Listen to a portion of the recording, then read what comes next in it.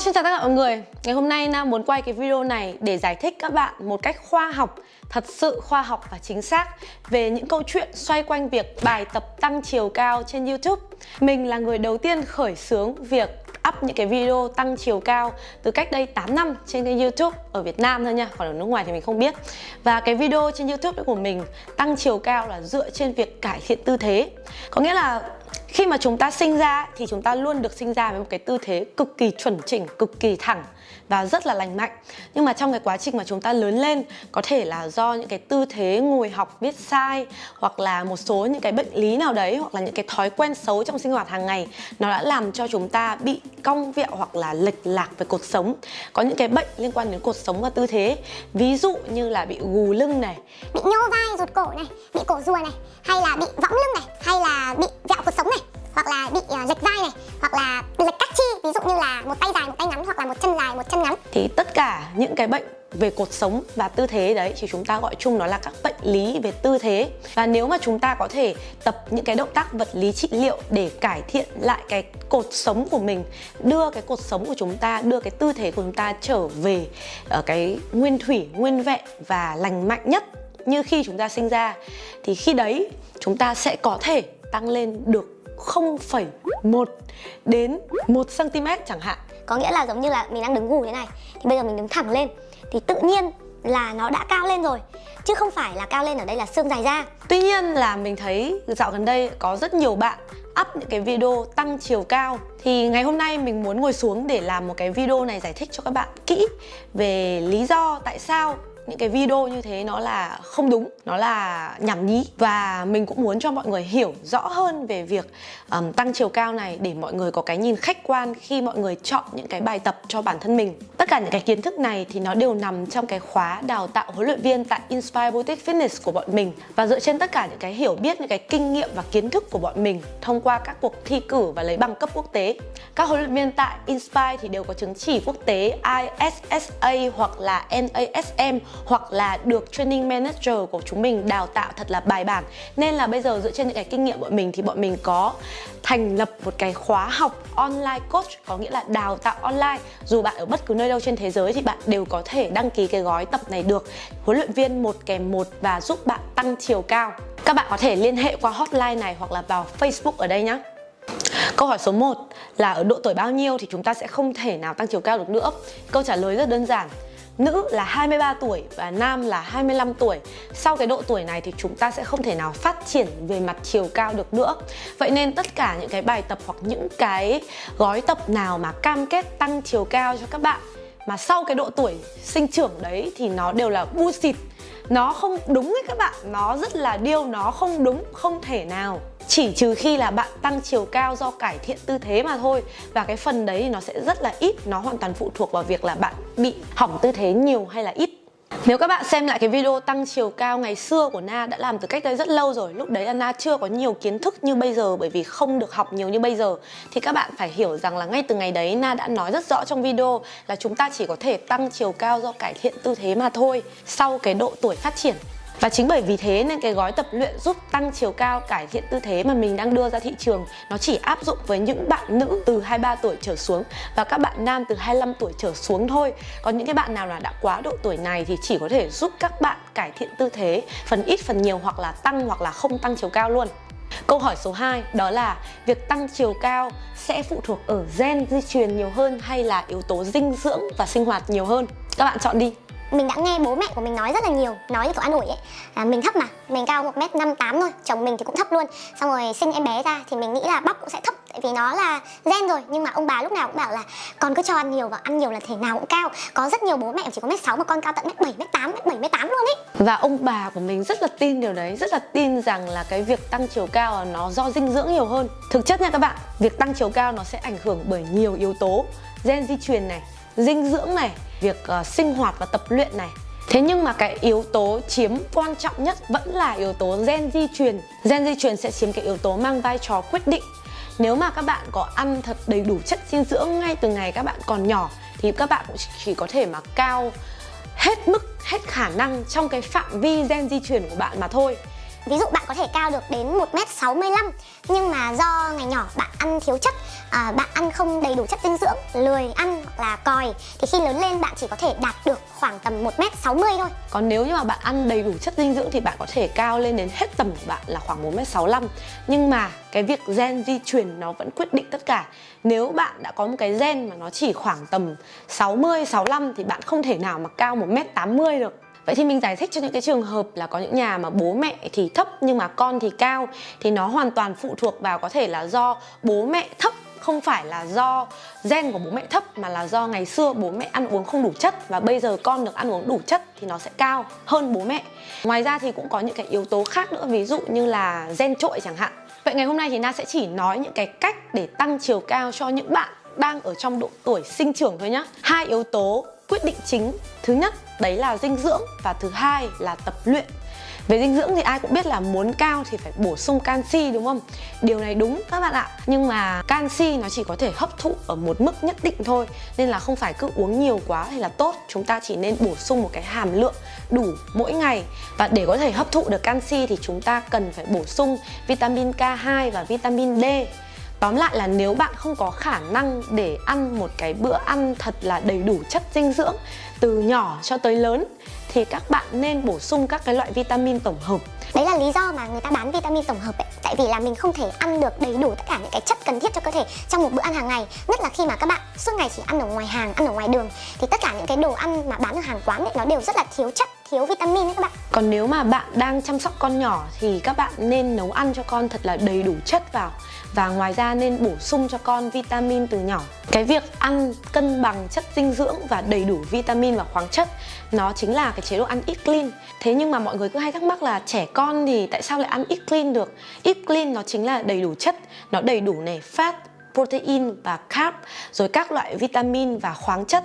Khi mà bạn tập trung cân bằng tất cả những cái chất dinh dưỡng cho bữa ăn của một người, ở đây là một đứa trẻ, thì nó lớn lên nó sẽ phát triển được tối đa cái độ dài của nó. Mình muốn nhấn mạnh cái giải pháp ở đây là chúng ta phải ăn cân bằng và đầy đủ chất dinh dưỡng, chứ không phải là chỉ tập trung bổ sung canxi. Tại vì chỉ bổ sung canxi, và ví dụ mình bổ sung canxi quá nhiều, các bạn tưởng tượng nhá, xương nó không chỉ dài ra mà nó còn là tăng cái mật độ xương nữa, nó chắc khỏe hơn nữa. Thế nên là bạn ăn quá nhiều canxi vào chưa chắc là nó đã dài ra được đâu. Quan trọng nhất vẫn là phải ăn những cái bữa ăn đầy đủ chất dinh dưỡng. Và nếu các bạn muốn biết là như thế nào là eat clean, như thế nào là đầy đủ chất dinh dưỡng, thì các bạn có thể xem cái video này, mình đã nói về eat clean cơ bản từ A đến Z. Thế còn những cái bài tập giúp tăng chiều cao thì sao? Bài tập tăng chiều cao mọi người nghe nhiều rồi. Thứ nhất là bơi này, đúng không? Thứ hai là bóng rổ, bóng chuyền này. Thứ ba là các cái bài tập mà mình cần phải đu lên. Ví dụ như các bạn bám vào xà, các bạn đu xà, kéo, cần phải kéo. Và thứ tư là những cái bài tập kéo giãn. Những cái bài tập kéo giãn cơ thể, stretching, thì các bạn nhớ là luôn luôn cần phải tập nó sau mỗi cái buổi tập của các bạn, và tập nó trước khi đi ngủ hoặc là buổi sáng khi mà các bạn thức dậy. Bởi vì khi mà chúng ta tập kéo giãn cơ thể ra, nó cũng sẽ giúp cho cơ thể của mình nó dẻo dai, khỏe mạnh và dài hơn nếu có thể. Việc tập luyện, vận động và chơi thể thao nó rất quan trọng đối với chúng ta. Rất nhiều các chị, các mẹ hỏi Hana là con mình tuổi này thì có tập luyện được không?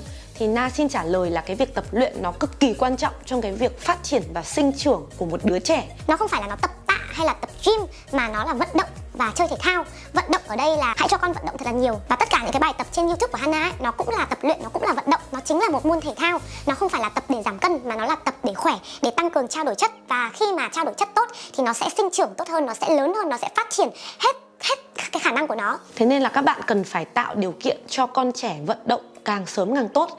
Ngay từ khi em bé mới chui ra khỏi bụng mẹ là bạn đã phải massage, rồi cho em tập mở tay, mở chân, xoay vòng tròn, rồi tập những cái tư thế đạp xe bằng cách ấn đầu gối vào bụng. Rồi đưa tay lên, đưa tay xuống. Khi mà em biết đi thì mình lại phải nâng nách của em lên để cho em tập đi, đúng không? Và khi mà em đã bắt đầu biết chạy rồi thì nên tạo điều kiện cho em để chơi, vận động ở ngoài trời, chạy nhảy thật là nhiều. Mình biết là cái việc học giỏi nó rất là quan trọng, nhưng mà nó không quan trọng bằng cái việc phát triển về mặt thể chất. Vì khi mà trẻ con ấy, nó phát triển về mặt thể chất tốt thì nó cũng sẽ cảm thấy khỏe mạnh, cảm thấy minh mẫn và cảm thấy muốn học hơn, và nó cũng sẽ thông minh hơn. Thể chất và não bộ nó liên quan đến nhau, nên là chúng ta không nên bỏ quên cái việc vận động và phát triển thể chất của trẻ con. Ở độ tuổi nào thì mình cho vận động và phát triển theo độ tuổi đấy, nhưng mà không được bỏ qua. Mình xin liệt kê lại về những cái phương pháp thể thao cho trẻ con ở các độ tuổi nhá, để tăng trưởng nhá. Khi mà mới sinh ra thì bố mẹ sẽ tự vận động cho con, tập thể dục cho con bằng cách cầm tay cầm chân, mở ra đóng vào, đưa lên đưa xuống, xoay vòng tròn, co chân lại, đạp xe. Rồi khi mà con biết đi thì bắt đầu cho con tập đi này, và tập đẩy bóng, chơi quả bóng. Nói chung là vận động thông qua những cái trò chơi với bố mẹ. Khi mà bé bắt đầu biết chạy thì cho bé ra sân chơi, chơi ngoài trời, chơi với các bạn, leo cầu trượt, chơi xích đu, chơi bập bênh. Tất cả những cái đấy là những cái vận động ấy. Lớn hơn một chút nữa thì có thể cho con tham gia những cái lớp học thể thao, ví dụ như là học bơi. Em bé thực sự có thể học bơi từ 4 tuổi, 5 tuổi. Như bác nhà mình là bây giờ đang học bơi và đã biết bơi rồi, mặc dù bác mới có 4 tuổi rưỡi thôi. Lớn hơn một chút, khoảng tầm 6-7 tuổi đổ đi thì học bơi này, học võ này, học bóng chuyền này, học bóng đá này, vân vân và vân vân. Tất cả những cái môn thể thao nào mà con thích. Khoảng từ 10 đến 14 tuổi thì lúc đấy các bạn khuyến khích con tham gia tất cả những cái hoạt động thể thao nào mà con thích, miễn là hàng ngày. Và cái khoảng độ tuổi đấy là có thể tập những cái bài tập trên YouTube của Hana Giang Anh rồi. Những cái bài tập đấy nó không khác gì tập múa, tập nhảy, nó chỉ là một cái môn thể thao thôi.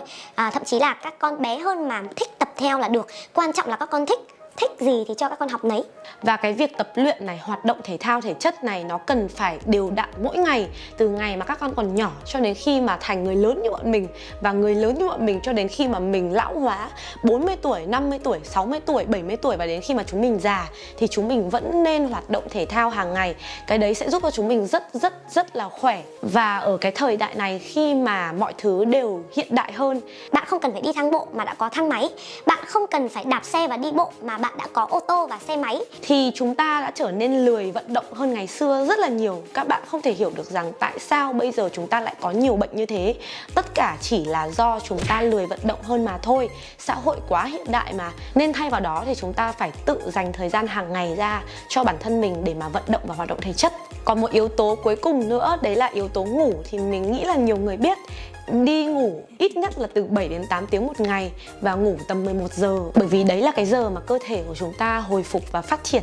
Vậy thì khi mà chúng ta bắt tay vào thực hiện tất cả những cái điều vừa rồi thì mất khoảng bao lâu để chúng ta có thể tăng chiều cao? Câu trả lời là nó tùy thuộc vào cơ địa của các bạn, nó tùy thuộc vào gen di truyền của các bạn ấy.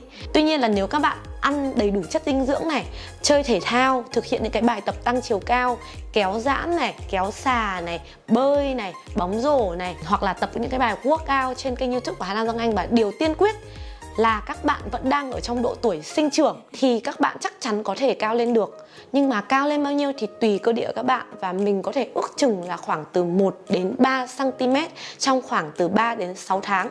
Các bạn cần phải thử và áp dụng vào bản thân mình, bởi vì cơ thể không có ai là giống ai cả. Nên Na không bao giờ có thể dám nói chắc chắn như đinh đóng cột một lý thuyết nào hết. Nó sẽ có thể không đúng với một số người và đúng với nhiều người khác. Chốt lại này, để có thể tăng chiều cao thì các bạn cần những cái điều kiện sau. Thứ nhất là trong độ tuổi sinh trưởng, nữ dưới 23, nam dưới 25.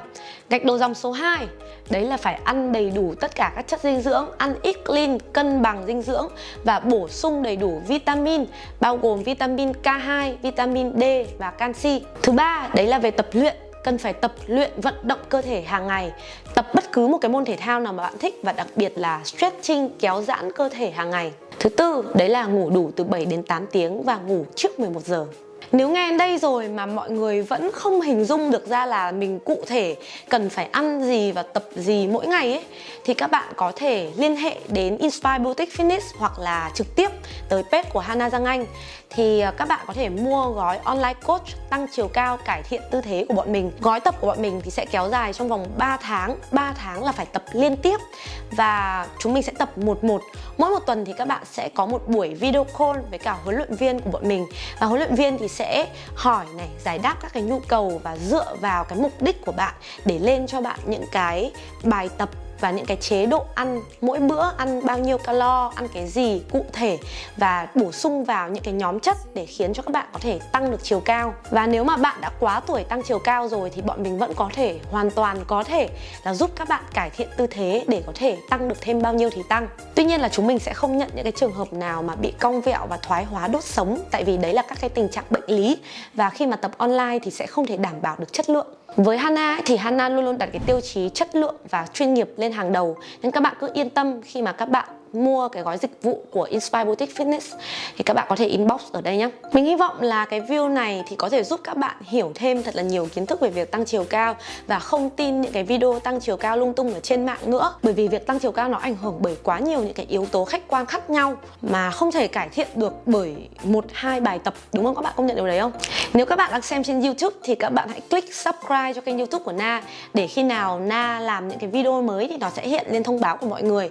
Nếu bạn cảm thấy nó có ích thì các bạn hãy share giúp Na, bởi vì một cái share thì nó rất là có ý nghĩa với những cái việc làm của Na. Và hãy comment những cái kiến thức mà các bạn muốn biết sau này để Na làm thêm những cái video tiếp theo. Hẹn gặp lại mọi người.